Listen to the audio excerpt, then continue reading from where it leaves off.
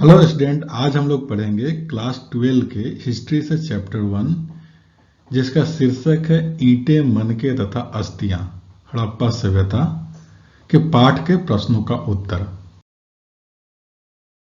पाठ का पहला प्रश्न है, हड़प्पा सभ्यता के शहरों में लोगों को उपलब्ध भोजन सामग्री की सूची बनाइए।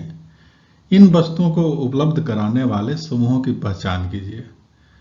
इस प्रश्न का उत्तर इस तरह से होगा, शहरों में रहने वाले हड़प्पा सभ्यता के लोगों की भोजन सामग्रियां हैं पेड़ पौधे के उत्पाद, अंडे, मांस और मछली। और तीसरा है विभिन्न प्रकार के अनाज जैसे गेहूं, चावल, सफेद चना, दालें और तिलहन इत्यादि। चौथा है खाने पीने की सामग्री में आप दूध, दही, घी, संभवतः शहद भी ले सकते हैं। पुरातत्वविदों ने हड़प्पा से प्राप्त जले हुए अनाज के दानों, बीजों और हड्डियों आदि की सहायता से वहां के लोगों की खान पान की आदतों का पता लगाया है। हड़प्पा के लोग अधिक मात्रा में पेड़ पौधे के उत्पादों और जानवरों से प्राप्त उत्पादों का सेवन करते थे तथा भेड़, बकरी, गाय, भैंस आदि दूध के लिए पालते थे तथा मछली, हिरन, सांबर, बारहसिंगा और सूअर को मांस के लिए पालते थे। पूर्व और प्रौढ़ हड़प्पाई लोगों द्वारा इसी भोजन का उपयोग किया जाता था। गुजरात के लोग दुधारू पशुओं को ज्यादातर पालते थे। मोहनजोदड़ो और हड़प्पा आदि के खुदाई से कछुए की हड्डी की प्राप्ति हुई है। सेलखंडी की बनी नींबू की पत्ती से स्पष्ट है कि लोग नींबू, खजूर, अनार और नारियल जैसे फलों की भी जानकारी थी लोगों को। बड़े बड़े घरों में अन्न के भंडार हुआ करते थे। अनाज के संरक्षण से पता चलता है कि हड़प्पा में अन्न का आगमन और निर्गमन शासन के द्वारा नियंत्रित होता हो रहा होगा। यही नहीं, अनाज विनिमय का एक सबसे महत्वपूर्ण साधन रहा होगा। दूसरा प्रश्न इस तरह से है, पुरातत्वविद हड़प्पाई समाज में सामाजिक आर्थिक विभिन्नताओं का पता किस प्रकार लगाते हैं? वे कौन कौन सी विभिन्नताएं पर ध्यान देते हैं? उत्तर इस तरह से होगा, पुरातत्वविद किसी सांस्कृतिक विशेष के लोगों की सामाजिक एवं आर्थिक विभिन्नताओं का पता लगाने के लिए अनेक विधियों का प्रयोग करते हैं, जिसमें दो प्रमुख हैं। शवाधानों का अध्ययन, शव को जहां पे दफनाया जाता है, और दूसरा है विलासता की वस्तुओं की खोज, जिसमें पहला विधि था शवाधानों का अध्ययन करना। शवाधानों का अध्ययन सामाजिक एवं आर्थिक विभिन्नताओं का पता लगाने का एक महत्वपूर्ण तरीका है। हड़प्पाई शवाधानों का अध्ययन करते हुए पुरातत्वविदों को अनेक विभिन्नताएं दृष्टिगोचर हुई, मतलब पता चला। उल्लेखनीय है कि हड़प्पा सभ्यता के विभिन्न पुरास्थलों से जो शवाधान मिले उससे स्पष्ट है कि मृतकों को सामान्य रूप से गर्ते या गड्ढों में दफनाया जाता था, किंतु सभी शवाधान गर्तों की बनावट एक जैसी नहीं थी। अधिकांश शवाधान गर्तों की बनावट सामान्य थी, किंतु कुछ सतहों पर ईंटों की चिनाई की गई थी।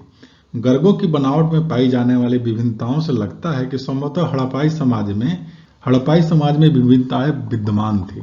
ईंटों की चिनाई वाले गर्त उत्तराधिकारी वर्ग तथा संपन्न वर्ग के शवाधान रहे होंगे। शवाधान गर्गों में शव जो लाश होता है सामान्य रूप से उत्तर दक्षिण की दिशा में रखकर दफनाए जाते थे। कुछ कब्रों में शव के साथ, लाशों के साथ मृत भांड और आभूषण दफनाए गए हैं, मिले हैं उसके साथ, और कुछ में तांबे के दर्पण, सीप और सुरमे की सलाइयां भी मिली है। कुछ शवाधानों से बहुमूल्य आभूषण एवं अन्य सामान भी मिले हैं, तो कुछ से बहुत सामान्य आभूषण भी प्राप्त हुए हैं। हड़प्पा में एक कब्र में ताबूत भी मिला है। एक शवाधान में एक पुरुष की खोपड़ी के साथ एक ऐसा आभूषण मिला जिसे शंख के 3 छल्लों, जैस्पर एक प्रकार का उपरत्न है, के मनकों और सैकड़ों छोटे मोटे मनकों से बनाया गया था। काली बंगन में छोटे छोटे वृत्ताकार गड्ढों में राख दानियां तथा मिट्टी के बर्तन मिले हैं। कुछ गड्ढों में हड्डियां एकत्रित मिली है। इससे स्पष्ट होता है कि हड़प्पाई समाज में शव का अंतिम संस्कार विभिन्न तरीकों से कम 3 तरीकों से किया जाता था। शवों का सावधानी पूर्वक अंतिम संस्कार करने और आभूषण एवं प्रसाधन सामग्री उनके साथ रख देने जैसे तथ्यों से स्पष्ट होता है कि हड़प्पावासी मरणोपरांत जीवन में विश्वास करते थे। उल्लेखनीय है कि संभवतः हड़प्पाई लोग शवों के साथ बहुमूल्य वस्तुएं दफनाने में विश्वास नहीं करते थे। दूसरी विधि है विलासता की वस्तुओं का पता लगाना। सामाजिक एवं आर्थिक विभिन्नताओं के अस्तित्व का पता लगाने की एक अन्य विधि थी विलासिता की वस्तुओं का पता लगाना। सावधानों से उपलब्ध होने वाली पुरा वस्तुओं का अध्ययन करके पुरातत्वविद इन्हें दो वर्गों में तथा उपयोगी और विलासी वस्तुओं में बांटकर देखते हैं। प्रथम वर्ग अर्थात उपयोगी वस्तुओं के अंतर्गत दैनिक उपयोग की वस्तुएं जैसे चक्कियां, मृभांड, सुइयां, झावा आदि मिलती है। इन्हें पत्थर अथवा मिट्टी की सामान्य से पदार्थों से सरलतापूर्वक बनाया जा सकता था। इस प्रकार की वस्तुएं सामान्यतः सभी हड़प्पाई पुरास्थलों से प्राप्त हुई है। विलासिता की वस्तुओं के अंतर्गत वे महंगी तथा दुर्लभ वस्तुएं सम्मिलित थी, जिनका निर्माण स्थानीय स्तर पर अनुपलब्ध पदार्थों से अर्थात जटिल तकनीकों के द्वारा किया जाता था। ऐसी वस्तुएं मुख्य रूप से हड़प्पा और मोहनजोदड़ो जैसे महत्वपूर्ण नगरों से मिली है। ऐसा मालूम प्रतीत होता है कि हड़प्पाई समाज में विद्यमान विभिन्नताओं का प्रमुख जो आधार था वो आर्थिक घटक ही रहे होंगे। उदाहरण के लिए कालीबंगन में मिले साक्ष्य से पता चलता है कि जो पुरोहित वर्ग के लोग थे, जो पुरोहित दुर्ग के ऊपरी भाग में रहते और निचले भाग में स्थित अग्नि वेदिकाओं पर धार्मिक अनुष्ठान करते थे। इस प्रकार पुरातत्वविद हड़प्पाई समाज की सामाजिक आर्थिक विभिन्नताओं का पता लगाने के लिए अनेक महत्वपूर्ण बातें जैसे विभिन्न लोगों की सामाजिक स्थिति, आर्थिक स्थिति, नगरों अथवा छोटी बस्तियों में निवास, खान पान एवं रहन सहन और समाधानों से प्राप्त होने वाली बहुमूल्य तथा अन्य समान वस्तुओं आदि पर विशेष रूप से ध्यान देते हैं। पाठ का तीसरा प्रश्न है, क्या आप इस तथ्य से सहमत हैं कि हड़प्पा सभ्यता के शहरों की जल निकासी प्रणाली नगर योजना की ओर संकेत करती है?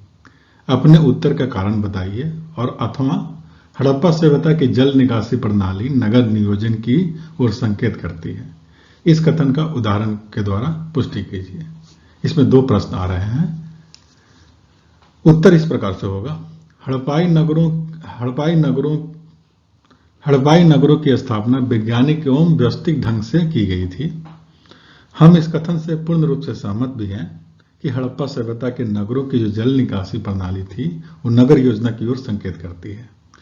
अपने उत्तर की पुष्टि में हम कुछ निम्नलिखित कारण भी प्रस्तुत कर सकते हैं, जिसमें पहला कारण है, प्रत्येक घर में पक्की ईंटों से बनी छोटी नालियां होती थी जो स्नान घरों तथा शौचालय से जुड़ी होती थी।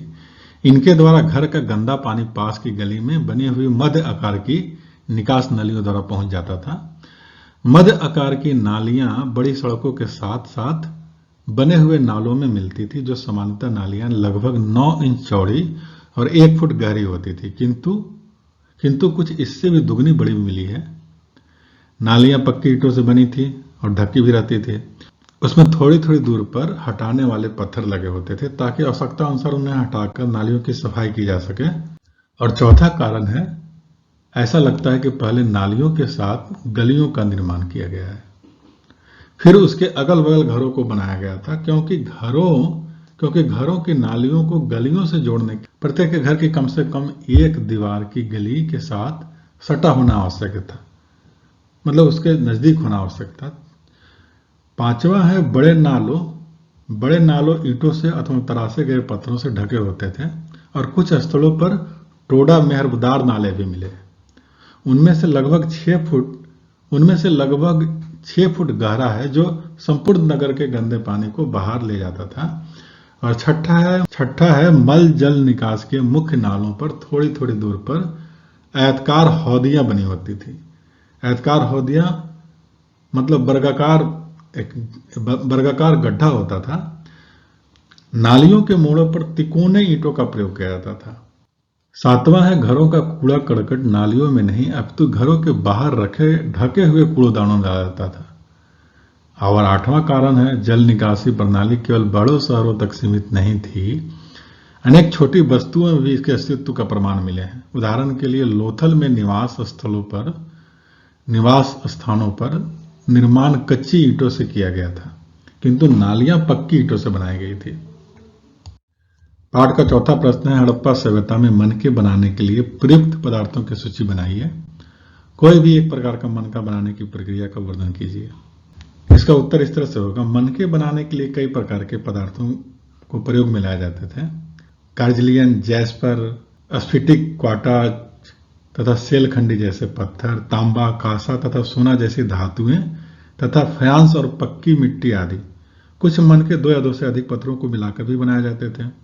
कुछ मनकों पर सोने का टोप होता था।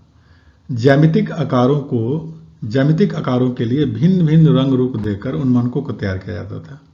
मनकों पर अलग अलग तरह की आकृतियां और रंगों का इस्तेमाल होता था। तकनीकी दृष्टि से मनकों पर अलग अलग तरीकों से काम किया जाता था। सेलखंडी जैसे मुलायम पत्थर से मनके बनाने का काम आसानी से हो जाता था। सेलखंडी के चूर्ण से लेप तैयार करके सांचे में डालकर विभिन्न प्रकार से मनके तैयार किए जाते थे। कठोर तथा ठोस पदार्थों से मनके बनाने की प्रक्रिया जटिल थी। ऐसे पदार्थों से मात्र ज्यामितिक आकारों के मनके बनाए जाते थे। पुरातत्वविदों के अनुसार अकिक का लाल रंग एक जटिल प्रक्रिया के द्वारा अर्थात पीले रंग के कच्चे माल और उत्पादन के विभिन्न चरणों में मनकों को आग में पकाकर प्राप्त किया जाता था। सर्वप्रथम बड़े पत्थर को छोटे छोटे टुकड़ों में तोड़ दिया जाता था। उनमें से बारीक और सल्क निकाले जाते थे। फिर मनके बनाए जाते थे। मनकों को अंतिम रूप देने के लिए घिसाई, फिर पॉलिश, फिर उसमें छेद किए जाते थे। पाठ का 5वां प्रश्न है, दिए गए चित्र को ध्यान से देखिए और उनका वर्णन कीजिए। शव किस प्रकार रखा गया है? उनके समीप कौन कौन सी वस्तुएं रखी गई है? क्या शरीर पर कोई पूरा वस्तुएं हैं? क्या इनसे कंकाल के लिंग का पता चलता है? प्रश्न का उत्तर इस तरह से होगा, इस शव को देखने से पता चलता है कि शव को उत्तर दक्षिण की दिशा में रखकर दफनाया गया है। शव के साथ कुछ दैनिक उपयोग की वस्तुएं रखी गई है, जिससे स्पष्ट होता है कि हड़प्पा निवासी मरणोपरांत जीवन में विश्वास करते थे। शव के पास कुछ बर्तन रखे गए हैं। इनमें से एक पानी का जग है और दूसरे ढके हुए बर्तन में संभवतः खाने की सामग्री रखी गई होगी। शव के पास एक छोटी सी तिपाई दिखाई देती है। इसके ऊपर की प्लेट को देखकर लगता है कि इसे खाना परोसने के लिए रखा गया हो। मृत शरीर पर कुछ पूरा वस्तुएं भी दिखाई देती है। यद्यपि यह स्पष्ट नहीं लगता है एक हड़प्पाई, वहां पे जो रखी हुई चीजें हैं उसमें एक हड़प्पाई सावधानी ईंटें, मनके तथा अस्थियां, शरीर पर कुछ आभूषण पहनाए गए होंगे। मृत शरीर की पूरा वस्तुएं से उसका लिंग का पता लगाया जा सकता है। उदाहरण के लिए हार, कंगन, भुजबंद, अंगूठी आदि स्त्री पुरुष दोनों धारण करते थे, किंतु चूड़ियां, करधनी, बाली, बूंदे, नथनी और पाजाबे जैसे आभूषणों का प्रयोग केवल महिलाएं करती थी। पाठ का 6वां प्रश्न है, मोहनजोदड़ो की कुछ विशेषताओं का वर्णन कीजिए। यह एक प्रकार का लघु निबंध होगा जिसमें 50 शब्दों में उत्तर देना है। प्रश्न का उत्तर इस तरह से होगा, मोहनजोदड़ो सिंधु के लरकाना जिले में स्थापित था। सिंधी भाषा के अनुसार मोहनजोदड़ो का अर्थ होता है मृतकों अथवा प्रेतों का टीला। यह नाम मोहनजोदड़ो के पतन के बाद इसे दिया गया। 5000 वर्ष पहले यह एक विकसित शहर था। यह 7 बार स्थापित होकर पुनः नष्ट हुआ है। इस पुरा स्थल की खोज हड़प्पा के बाद ही हुई थी और संभवतः हड़प्पा सभ्यता का सर्वाधिक अनोखा पक्ष शहरी केंद्रों का विकास था। ऐसे ही केंद्रों में एक महत्वपूर्ण केंद्र है मोहनजोदड़ो। इसकी खुदाई से निम्नलिखित विशिष्टताएं प्रकट हुई है। इसमें पहला था सुनियोजित नगर। मोहनजोदड़ो एक विशाल शहर था जो 125 सेक्टर में फैला हुआ था। यह शहर 2 भागों में बटा हुआ था। शहर के पश्चिम में एक दुर्ग या किला था और पूर्व में नीचे एक नगर बसा हुआ था। दुर्ग की संरचनाएं कच्ची ईंटों के ऊंचे चबूतरों पर बनाई गई थी।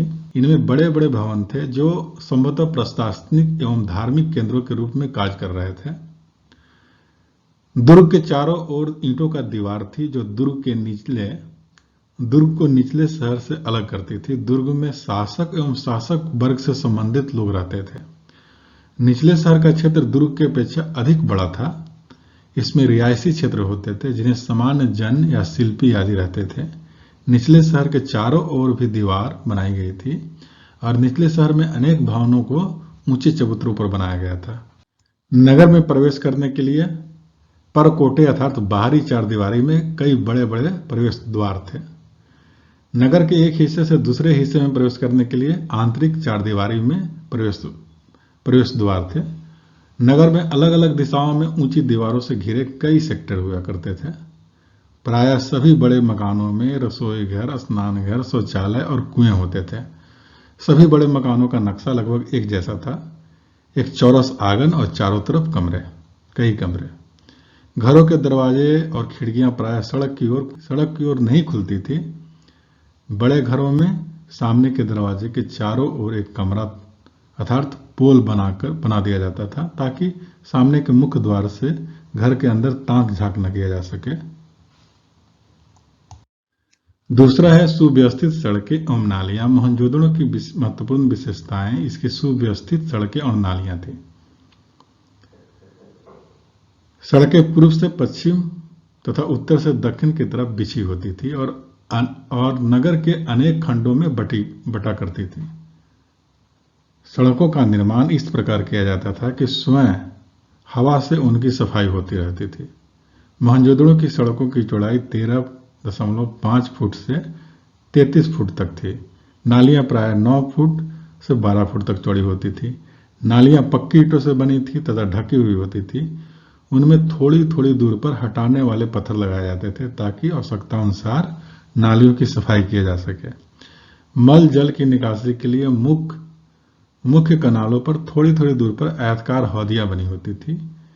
एक टोडा मेहरबदार नाला संपूर्ण नगर के गंदे पानी को बाहर ले जाता था। दूसरा है विशाल स्नानघर, अंगार एवं भवन। मोहनजोदड़ो का सर्वाधिक महत्वपूर्ण सार्वजनिक भवन स्नानघर है। इसका जलाशय दुर्ग के टीले में है। उत्तम कोटि की पक्की ईंटों से बना स्नानघर स्थापत्य कला का सुंदर उदाहरण है। इस संरचना के अनोखेपन तथा दुर्ग क्षेत्र में कई विशिष्ट संरचनाओं के साथ इसके मिलने से ऐसा लगता है कि इसका प्रयोग धर्मानुष्ठान संबंधी स्नान के लिए किया जाता होगा, जो आज भी भारतीय जनजीवन का एक आवश्यक अंग है। मोहनजोदड़ो की एक अन्य महत्वपूर्ण विशेषता दुर्ग में मिलने वाले बियल अन्नागार है। इसमें ईंटों से बनी हुई 27 खंड हैं, ब्लॉक्स हैं, जिनमें प्रकाश के लिए आड़े तिरछे रोशनदान बने हुए थे। अन्न भंडार के दक्षिण में ईंटों के चबूतरों की कई कतारें थी। इन चबूतरों में से एक चबूतरे के मध्य भाग में एक बड़ी ओखली बना हुआ निशान मिला है। मोहनजोदड़ो के दुर्ग क्षेत्र में एक विशाल स्नानागार की एक तरफ की एक लंबा भवन 280 × 78 फुट का मिला है। इतिहासकारों के मतानुसार यह भवन किसी बड़े उच्चाधिकारी का निवास स्थान रहा होगा। महत्वपूर्ण भवनों में एक सभा कक्ष भी था, जिसमें 5-5 ईंटों की ऊंचाई वाली 4 चबूतरों की पंक्तियां थी। ये ऊंचे चबूतरे ईंटों के बने थे और उन पर लकड़ी के खंभे गड़े हुए थे। इसके पश्चिम की ओर में कमरा की एक कतार में एक पुरुष की प्रतिमा बैठी हुई मुद्रा में पाई गई है। कुशल एवं व्यवस्थित नागरिक प्रबंध की बात करते हैं तो मोहनजोदड़ो का नागरिक प्रबंध अत्यधिक कुशल एवं व्यवस्थित था। यद्यपि यह कहना कठिन है कि हड़प्पा सभ्यता के शासक कौन थे। संभव है कि वे राजा हो या पुरोहित या व्यापारी। कांस्यकालीन सभ्यताओं में आर्थिक, धार्मिक एवं प्रशासनिक इकाइयों में कोई स्पष्ट भेद नहीं है। एक ही व्यक्ति प्रधान पुरोहित भी हो सकता है, राजा भी हो सकता है और धनी व्यापारी भी। किंतु इतना अवश्य था कि मोहनजोदड़ो का नागरिक प्रबंध कुशल हाथों में था। प्रशासन अत्यधिक कुशल एवं उत्तरदायी था। सुनियोजित नगर सफाई और जल निकास की उत्तम व्यवस्था थी। अच्छी सड़कें, रात के समय में प्रकाश की व्यवस्था, यात्रियों की सुविधा के लिए सरायों की व्यवस्था, उन्नत व्यापार, माप तौल की एक रूप मानक, सांस्कृतिक विकास, विकसित उद्योग धंधे, संपन्नता आदि सभी इसके प्रबल प्रमाण हैं। पाठ का 7वां प्रश्न है, हड़प्पा सभ्यता में शिल्प उत्पादन के लिए आवश्यक कच्चे माल की सूची बनाइए और चर्चा कीजिए कि ये किस प्रकार प्राप्त किए जाते होंगे।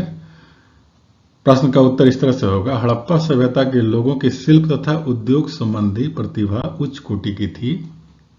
मिट्टी और धातु के बर्तन बनाना, मूर्तियों, औजार एवं हथियार बनाना, सूत एवं ऊन की कताई, बुनाई एवं रंगाई, आभूषण बनाना, मनके बनाना, लकड़ी का सामान विशेष रूप से कृषि संबंधी उपकरण, बैलगाड़ी तथा नौकाएं बनाना आदि इनके महत्वपूर्ण व्यवसाय थे। हड़प्पा, मोहनजोदड़ो, चूहड़ो, लोथल, धौलावीरा, नागेश्वर, बालकोटा आदि शिल्प उत्पादन के महत्वपूर्ण केंद्र थे।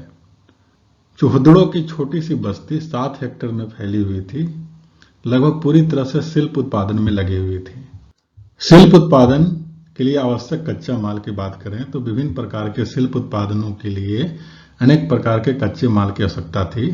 उदाहरण के लिए चिकनी मिट्टी, पक्की मट्टी, तांबा, टीन, कांसा, सोना, चांदी, शंख, सीपियां, कौड़ियां, विभिन्न प्रकार के पत्थर जैसे अकीक, नीलम, स्फटिक, क्वार्ज, सेलखंडी आदि, मिट्टी के बर्तन, सुइयां, फयास, तकलियां, मनके, सुगंधित पदार्थ, कपास, सूत, ऊन और विभिन्न प्रकार की लकड़ियां, हड्डियां, घिसाई, पालिश और छेद करने के औजार आदि भी विभिन्न शिल्प उत्पादनों के लिए आवश्यक थे।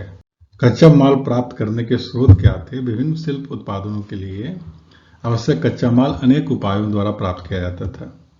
कुछ कच्चा माल स्थानीय स्तर पर उपलब्ध था, किंतु कुछ जलोढ़क मैदान के बाहर से मंगवाया जाता था। इस प्रकार हड़प्पा सभ्यता के लोग शिल्प उत्पादनों के लिए उपमहाद्वीप और बाहर से कच्चा माल अनेक उपायों के द्वारा प्राप्त करते थे। वस्त्र निर्माण के लिए सूत कपास से प्राप्त किया जाता था और कपास की खेती की जाती थी। ऊनी कपड़ों के निर्माण के लिए ऊन भेड़ों से प्राप्त किया जाता था। ईंटों, मिट्टी के बर्तनों, मूर्तियां एवं खिलौने के लिए कच्ची मिट्टी स्थानीय रूप से उपलब्ध हो जाती थी। चोलिस्तान जो पाकिस्तान है और बनावली हरियाणा से मिलने वाले मिट्टी के हल साक्षी है, वहां उत्तम कोटि की चिकनी मिट्टी मिलती थी। हड्डियां विभिन्न पशुओं से प्राप्त की जाती थी। मछलियों की हड्डियां मछुआरों से और पंछियों की हड्डियां तथा जंगली पशुओं की हड्डियों अथवा स्वयं शिकार करके प्राप्त की जाती थी। लकड़ी के हलों, विभिन्न वस्तुओं, औजारों एवं उपकरणों के निर्माण के लिए लकड़ी आसपास के जंगलों से प्राप्त की जाती थी। बढ़िया किस्म की लकड़ी मेसोपोटामिया से मंगवाई जाती थी। सुगंधित द्रव्यों को बनाने के लिए फयांस जैसे मूल्यवान पदार्थ मोहनजोदड़ो और हड़प्पा से प्राप्त किए जाते थे।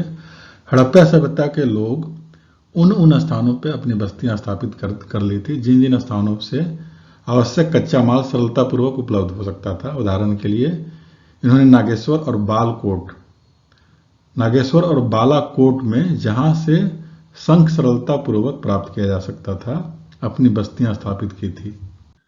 वे कार्लियन मनके गुजरात से, सीसा दक्षिण भारत से और लार्जवर्द मनिया कश्मीर और अफगानिस्तान से लेते थे। उन्होंने सुदूर अफगानिस्तान में सुरतगई में अपनी बस्ती स्थापित की क्योंकि यह स्थान नीले के पत्थर यानी लार्जवर्द मनी से सबसे अच्छे स्रोत के निकट था। इस प्रकार लोथल जो कार्लियन, सेलखंडी एवं धातु के स्रोतों के निकट स्थित था और सिंधु सभ्यता के लोग कच्चे माल वाले क्षेत्रों में अभियान भेजकर भी वहां से कच्चा माल प्राप्त करते थे। इन अभियानों का प्रमुख उद्देश्य होता था स्थानीय लोगों के साथ संपर्क स्थापित करना। वे अभियान भेजकर राजस्थान के खेतड़ी क्षेत्र से तांबा और दक्षिण भारत से सोना प्राप्त करते। हड़प्पाई लोग संभवतः अरब प्रायद्वीप के दक्षिण पश्चिम छोर पर स्थित ओमान से भी तांबा मंगवाते थे। हड़प्पाई पुरावस्तुओं और ओमनी तांबे दोनों में निकल के अंशों का मिलना दोनों के साझा उद्भव का परिचायक है। व्यापार संभवतः वस्तु विनिमय के आधार पर किया जाता था और वे बड़ी बड़ी नावों एवं बैलगाड़ियों पर अपने तैयार माल को पड़ोस के इलाके में ले जाते थे तथा उसके बदले धातुएं तथा अन्य आवश्यक सामान ले आते थे। इन क्षेत्रों से जब मिलने वाली हड़प्पाई पुरावस्तुओं से ऐसे संपर्कों का संकेत मिलता है। पाठ का 8वां प्रश्न है, चर्चा कीजिए कि पुरातत्वविद किस प्रकार अतीत का पुनर्निर्माण करते हैं। उत्तर इस तरह से होगा, जैसा कि हम देखते हैं कि विद्वानों को हड़प्पा में पाई गई लिपियों को पढ़ने में सफलता नहीं मिली, ऐसे में पुरातत्वविदों के लिए पुरावस्तुएं ही हड़प्पा संस्कृति के पुनर्निर्माण में सहायक रही, जैसे मिट्टी के बर्तन, औजार, आभूषण, धातु, मिट्टी और पत्थर के घरेलू वस्तुएं आदि। कुछ अज्वलनशील कपड़ा, चमड़ा, लकड़ी और रस्सी आदि लुप्त हो चुके थे। कुछ चीजें बची है जैसे पत्थर, चिकनी मिट्टी, धातु और टेराकोट आदि। यह बहुत महत्वपूर्ण है कि शिल्पियों द्वारा कार्य करते हुए कुछ प्रस्तर पिंड और अपूर्ण वस्तुओं को उत्पादन के स्थान पर काटते या बनाते समय फेंक दिया जाता था, जिन्हें पुनर्निर्मित नहीं किया जा सकता था। यही पूरा वस्तुएं हमारे लिए उपयोगी साबित हुई है, नहीं तो हम संस्कृति के महत्वपूर्ण तथ्यों की जानकारी अधूरी रह जाती। पुरातत्वविदों ने हमारी पुरावस्तुओं के आधार पर मानव जाति के क्रमिक विकास को चिन्हित किया है। उनका वर्गीकरण धातु, मिट्टी, पत्थर, हड्डियों के द्वारा आदि से किया है। पुरातत्वविदों ने दूसरा महत्वपूर्ण प्रभाव मौसम और उन तत्कालीन कारणों को माना है जो उन्हें आभूषण और औजार आदि पर दिखाई दिए हैं। पुरातत्वविद पूरा वस्तुओं की पहचान करके एक विशेष प्रकार की प्रक्रिया के द्वारा करते हैं, जैसे किसी संस्कृति विशेष में रहने वाले लोगों के बीच क्या सामाजिक और आर्थिक विभिन्नताएं थी। जैसे हड़प्पा सभ्यता कालीन में मिस्र के पिरामिडों में कुछ राजकीय समाधान प्राप्त हुए हैं, जहां बड़ी मात्रा में धन संपत्ति दफनाई गई थी। पुरातत्वविदों ने कुछ घटनाओं को अनुमानित भी किया है। उदाहरण स्वरूप, पुरातत्वविदों ने हड़प्पाई धर्म को अनुमान के आधार पर आंका है, अर्थात कुछ विद्वान वर्तमान से अतीत की ओर बढ़ते हैं।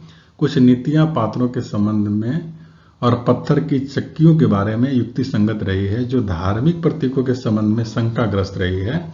जैसे कई मोहरों पर रुद्र के चित्र अंकित हैं। पूरा वस्तुओं की उपयोगिता की समझ हम आधुनिक समय में प्रयुक्त वस्तुओं से उनकी समानता के आधार पर ही लगाते हैं। उदाहरण स्वरूप, कुछ हड़प्पा स्थलों पर मिले कपास के टुकड़ों के विषय में जानने के लिए हमें अप्रत्यक्ष साक्ष्यों जैसे मूर्तियों के चित्रण पर निर्भर रहना पड़ता है, तथा कुछ वस्तुएं पुरातत्वविदों को अपरिचित लगी जो उन्होंने उन्हें धार्मिक महत्व की समझ ली। कुछ मोहरों पर भी अनुष्ठान के दृश्य, पेड़ पौधे अर्थात प्रकृति की पूजा के संकेत मिलते हैं, तथा पत्थर की शंकावार वस्तुओं को लिंग के रूप में दर्शाया गया है। पुरातत्वविदों ने कोट दीजी सिंधु नदी के तट पर 29 फीट नीचे मानव जीवन वृत्ति के अवशेष प्राप्त किए हैं। कौशाम्बी के निकट चावल और हड़प्पा कालीन मिट्टी के बर्तन मिले हैं। लोथल से बांट, चूड़ियां और पत्थर के आभूषण भी प्राप्त हुए हैं। काले और लाल रंग की मिट्टी के बर्तन, आकृतियां और अवशेष मिले हैं। पुरातत्वविदों ने विभिन्न वैज्ञानिकों की मदद से मोहनजोदड़ो और हड़प्पा पर कार्य किए गए हैं। कई अवशेष व्याख्या और विश्लेषण से निष्कर्ष निकालते हैं, जिनमें उन्हें कुछ सफलता भी हो रही है, जिनमें कुछ असफल भी रहे हैं। पाठ का 9वां प्रश्न है, हड़प्पाई समाज में शासकों द्वारा किए जाने वाले संभावित कार्यों की चर्चा कीजिए। उत्तर इस तरह से होगा। हड़प्पा सभ्यता के राजनीतिक संगठन के विषय में निश्चय पूर्वक कुछ भी कहना कठिन है। हमें ज्ञात नहीं है कि हड़प्पा के शासक कौन थे। संभव है कि वे राजा रहे हों या पुरोहित या व्यापारी। कास्यकालीन सभ्यताओं में आर्थिक, धार्मिक एवं प्रशासनिक इकाइयों में कोई स्पष्ट भेद नहीं है। एक ही व्यक्ति प्रधान पुरोहित भी हो सकता है, राजा भी हो सकता है और धनी व्यापारी भी। हंटर महोदय यहाँ के शासक को जनतंत्रात्मक शासक मानते हैं, किंतु पिगाट और व्हीलर के मत्ता के अनुसार सुमेर और अक्कड़ के समान हड़प्पा में भी पुरोहित ही राजा शासन करते थे। कुछ विद्वानों के अनुसार हड़प्पा साम्राज्य पर 2 राजधानियां हड़प्पा और मोहनजोदड़ो से शासन किया जाता था। कुछ अन्य विद्वानों के अनुसार संभवतः संपूर्ण क्षेत्र अनेक राज्यों, रजवाड़ों में विभक्त था, यानी बटा हुआ था। उनमें से प्रत्येक की एक अलग राजधानी थी, जैसे सिंधु में मोहनजोदड़ो, पंजाब में हड़प्पा और राजस्थान में कालीबंगन और गुजरात में लोथल। कुछ अन्य विद्वानों के मतानुसार हड़प्पा सभ्यता में अनेक राज्यों का अस्तित्व नहीं था, अपितु यह एक राजा के नेतृत्व में एक ही राज्य था। हड़प्पा सभ्यता के शासन का स्वरूप चाहे जो भी हो, इतना तो निश्चित है कि प्रशासन अत्यधिक कुशल एवं उत्तरदायी था। हड़प्पाई समाज में शासकों द्वारा अनेक महत्वपूर्ण कार्यों को किया जाता होगा, ऐसा प्रतीत होता है। शासक राज्य में शांति व्यवस्था को बनाए रखने तथा आक्रमणकारियों से अपने राज्य की सुरक्षा के लिए उत्तरदायी होता था। हड़प्पा सभ्यता के सुनियोजित नगर, सफाई, जल निकास की उत्तम व्यवस्था थी। अच्छी सड़कें, उन्नत व्यापार, मापतौल के एक रूप मानक, सांस्कृतिक विकास, विकसित उद्योग धंधे, संपन्नता आदि इस तथ्य के प्रबल प्रमाण है कि हड़प्पा के शासक प्रशासनिक कार्यों में विशेष रुचि लेते थे। संभवतः हड़प्पा के शहरों की योजना में भी राज्य का एक महत्वपूर्ण भाग रहा होगा।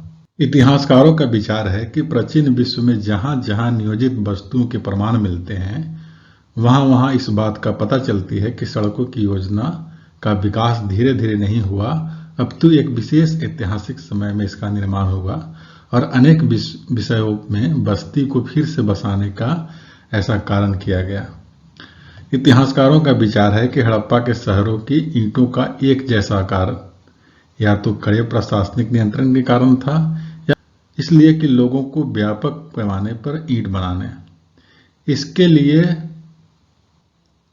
इसलिए लोगों को व्यापक पैमाने पर ईंट बनाने के लिए नियुक्त किया गया होगा। इस प्रकार हड़प्पा के विभिन्न स्थानों पर एक ही प्रकार के तांबे, कांसे और मिट्टी के बर्तन मिलने से यही निष्कर्ष निकाला जा सकता है। इसी प्रकार यह भी अनुमान लगाया जा सकता है कि विभिन्न नगरों की योजना भी राज्य के द्वारा बनाई गई होगी और विभिन्न स्थलों पर सड़कों और नालियों के निर्माण का काम भी राज्य ने किया होगा। उल्लेखनीय है कि हड़प्पा के शहरी केंद्रों की योजना का अध्ययन करने पर वहां की नागरिक व्यवस्था की देखरेख और एक विशाल जल और निकास व्यवस्था का पता चलता है। निकास के लिए प्रत्येक गली में नाली बनी होती थी। गली में बनी यह नाली पूरे शहर नियोजन का एक भाग थी। घर अपने अपने ढंग से अलग अलग इस कार्य को नहीं कर सकते। इसका स्पष्ट तात्पर्य है कि प्रशासन द्वारा स्वयं सभी कार्यों को नियंत्रित किया जाता था तथा इनकी देखरेख का कार्य किया जाता था। ऐसा लगता है कि शिल्प उत्पादन और वितरण का कार्य भी शासकों के द्वारा नियंत्रित होता था। यही कारण था कि कुछ उद्योग विशेष रूप से कम वजन वाले कच्चे माल अथवा ईंधन के स्रोत के निकट स्थित होते थे और कुछ वहां के स्थित जहां उनकी खपत सबसे अधिक थी। हड़प्पा और मोहनजोदड़ो जैसे नगरों में विशाल अन्नागारों का मिलना इसका प्रबल प्रमाण है कि हड़प्पा शासकों पराजित की चिंता रहती थी, इसलिए अनाजों का विशाल अनागारों में सुरक्षित रख लिया जाता था ताकि किसी भावी आपत्ति की स्थिति में उसका प्रयोग किया जा सके।